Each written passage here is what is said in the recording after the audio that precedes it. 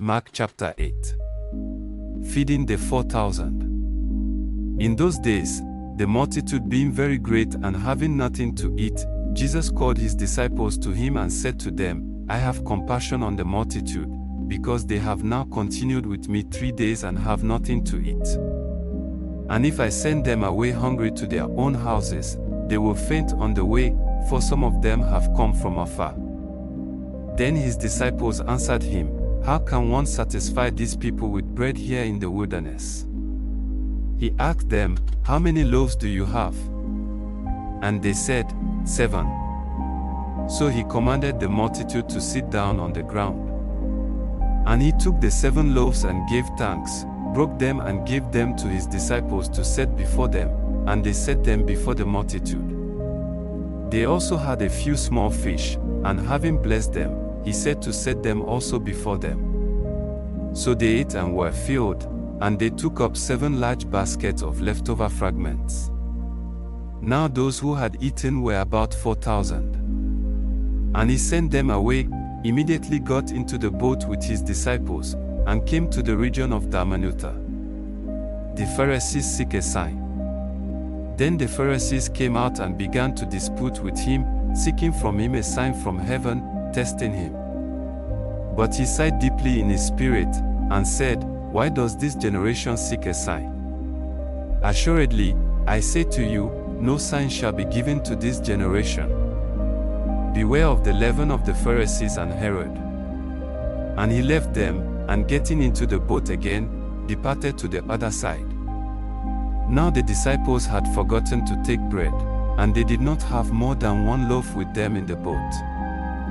Then he charged them, saying, Take heed, beware of the leaven of the Pharisees and the leaven of Herod. And they reasoned among themselves, saying, It is because we have no bread. But Jesus, being aware of it, said to them, Why do you reason because you have no bread? Do you not yet perceive nor understand? Is your heart still hardened?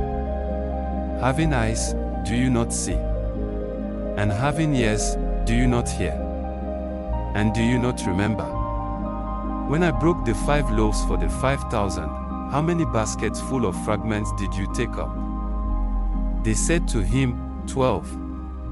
Also, when I broke the 7 for the 4,000, how many large baskets full of fragments did you take up? And they said, 7. So he said to them, How is it you do not understand?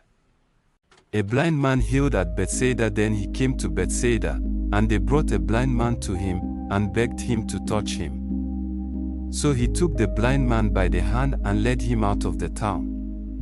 And when he had spit on his eyes and put his hands on him, he asked him if he saw anything.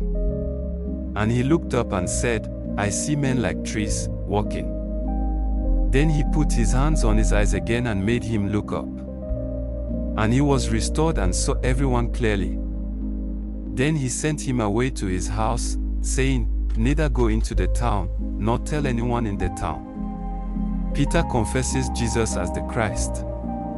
Now Jesus and his disciples went out to the towns of Caesarea Philippi, and on the road he asked his disciples, saying to them, Who do men say that I am? So they answered, John the Baptist, but some say, Elijah, and others, one of the prophets.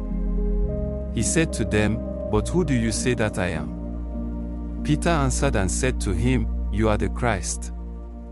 Then he strictly warned them that they should tell no one about him. Jesus predicts his death and resurrection. And he began to teach them that the Son of Man must suffer many things, and be rejected by the elders and chief priests and scribes, and be killed, and after 3 days rise again. He spoke this word openly. Then Peter took him aside and began to rebuke him. But when he had turned around and looked at his disciples, he rebuked Peter, saying, Get behind me, Satan. For you are not mindful of the things of God, but the things of men. Take up the cross and follow him. When he had called the people to himself, with his disciples also, he said to them, Whoever desires to come after me, let him deny himself, and take up his cross, and follow me. For whoever desires to save his life will lose it, but whoever loses his life for my sake and the gospel's will save it. For what will it profit a man if he gains the whole world, and loses his own soul? Or what will a man give in exchange for his soul?